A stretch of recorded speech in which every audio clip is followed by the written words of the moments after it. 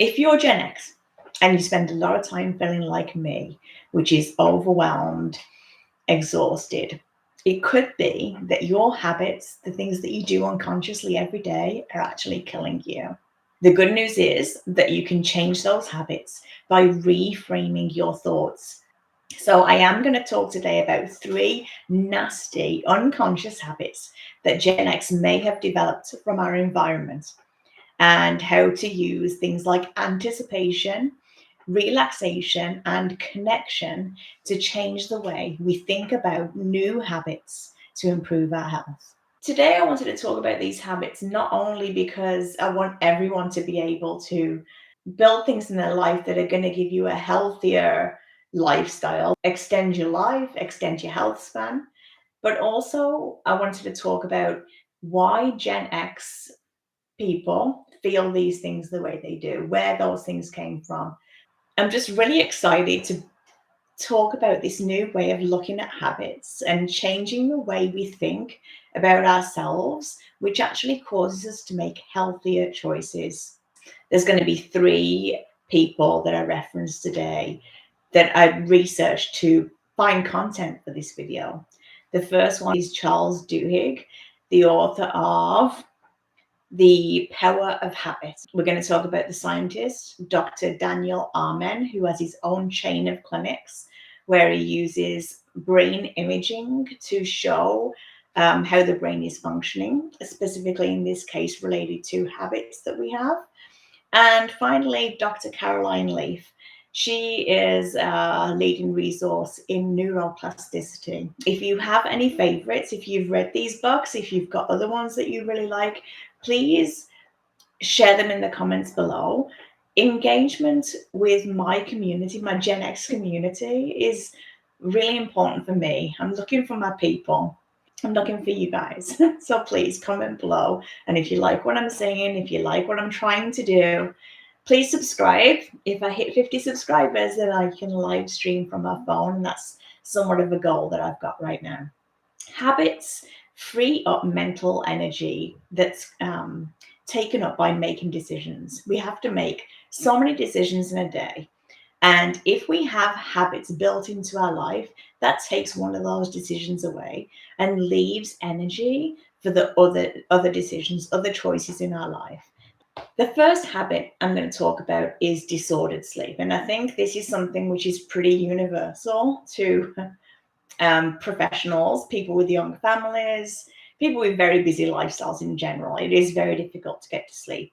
And there are lots of habits that we can have: too much caffeine, binge watching TV, or social media that can actually reduce your ability to sleep.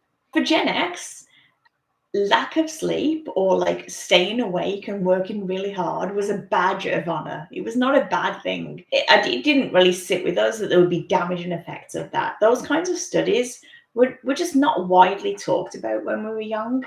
And we were just left thinking, like, if you stay up, you get extra time. If you get up early, you get even more extra time. And then, that was reinforced by things like the 5 a.m. rule and how you could increase productivity by getting up really early in the morning.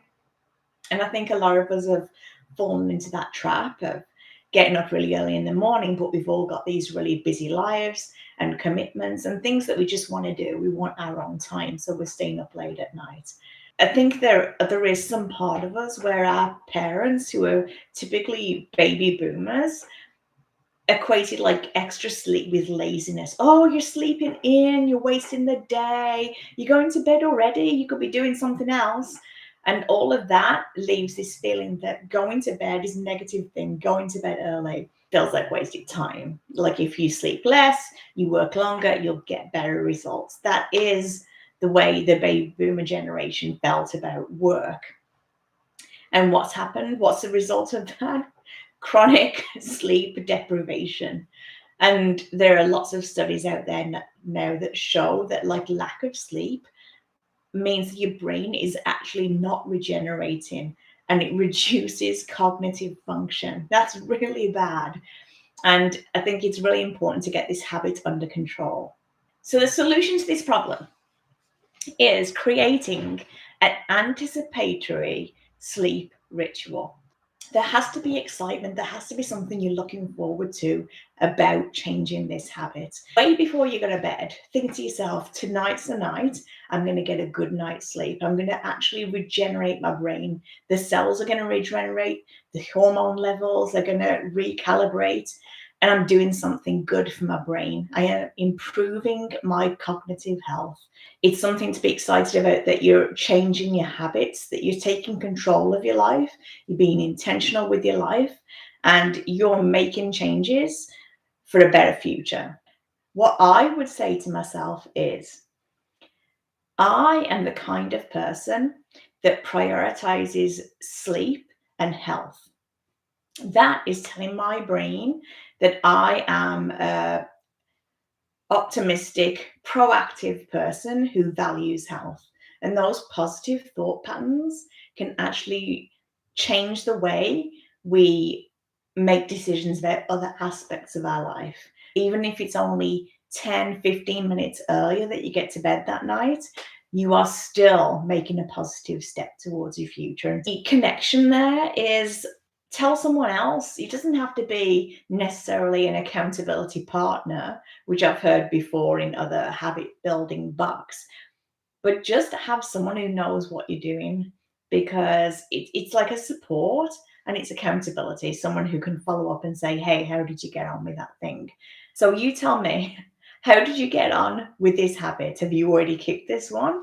Have you already got a great bedtime that you're following?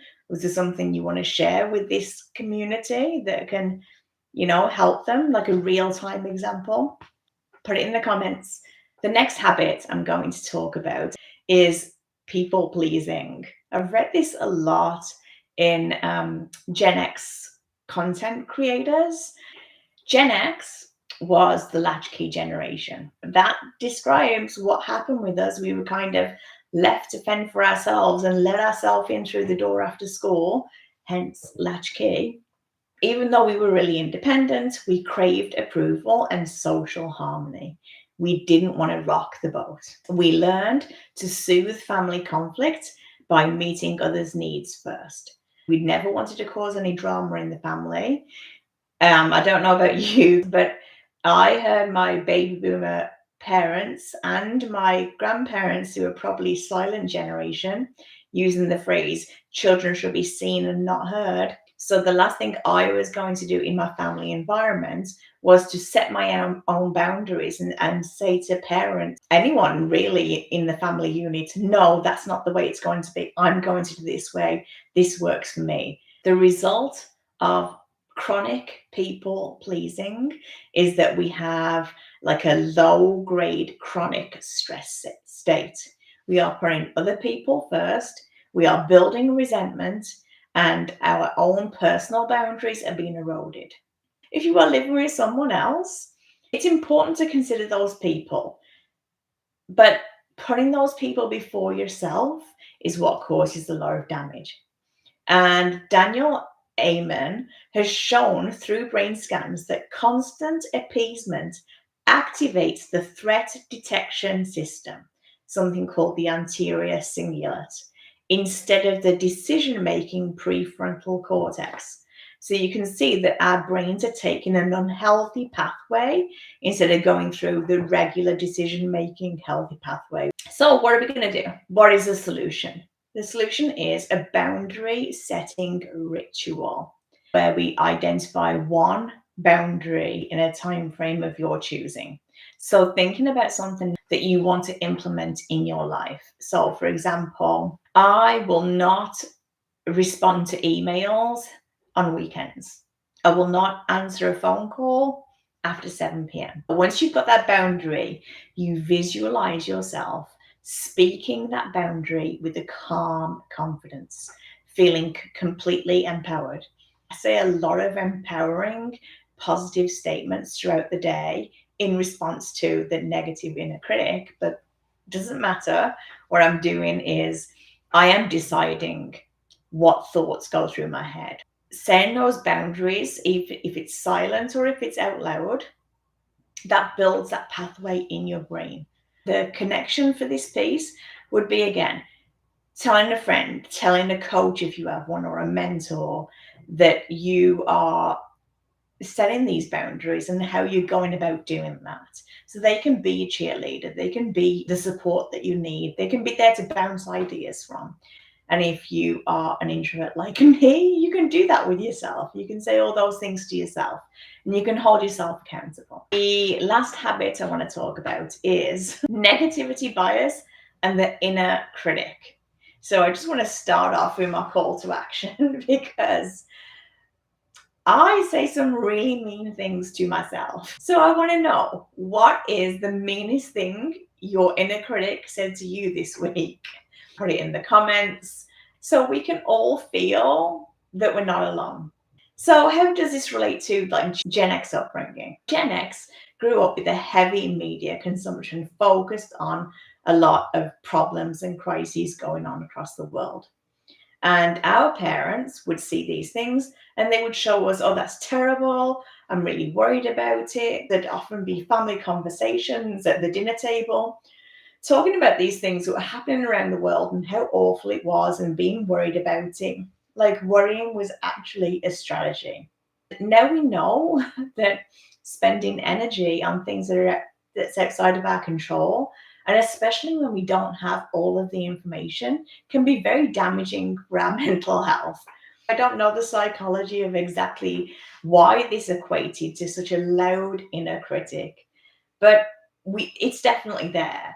And when a negative thought comes into our head via our inner critic, our generation, we often listen to that thought and think that it actually is a real problem, not just a thought, which is exactly all it is. And we can choose to let it go and not feel any of the negative emotion that comes with that thought. The result of these constant repetitive negative thoughts and the negativity neural pathways that happen is self-doubt, rumination, like constantly thinking the same negative thoughts again and again, and then our brain getting stuck in this threat detection mode, fight, flight, or fawn. This is where Dr. Caroline Leaf's rewiring your brain really comes into place. The solution to the negative thoughts that you can implement right away is thought interruption and redirect practices.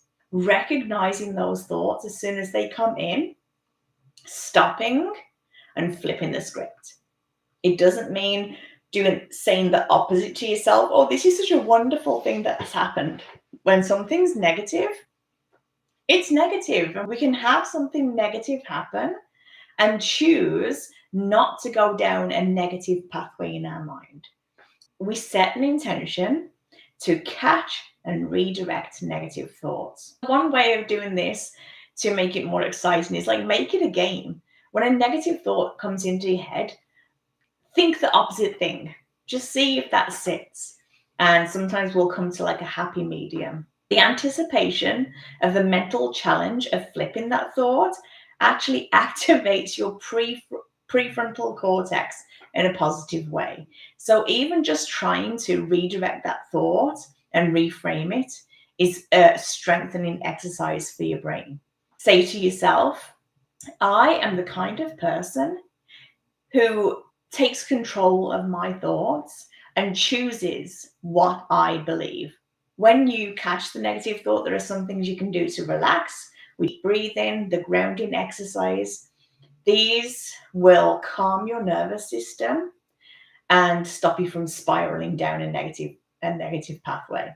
For Gen X people, we were taught to work really hard for results.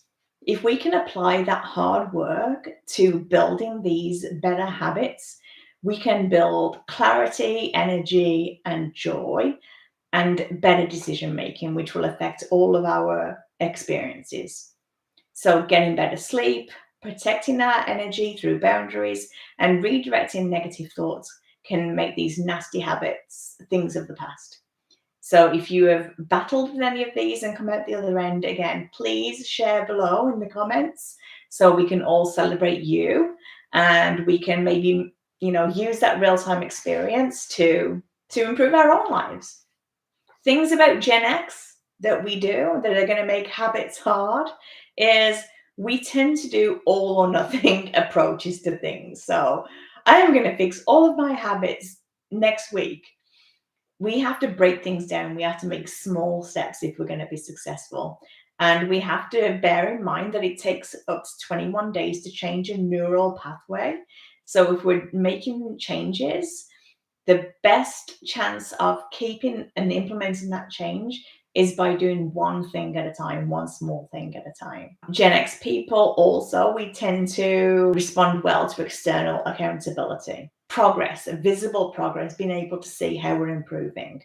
Charles Duhigg did actually recommend in his book to track one metric, one thing out of all of the habits that you're improving, a small piece of it that you can kind of see visually to encourage you to keep going. So for me, that is the sleep timer on my Apple Watch. You can use a habit tracker, or you can do what we already talked about. Tell a friend, find an accountability group. And if you make it public, you're more likely to stay on track. Please subscribe if you like this content. I am trying to get to 50 subscribers so that I can live stream on my phone. Thank you for watching. I'm Jen. This is Gen X Values.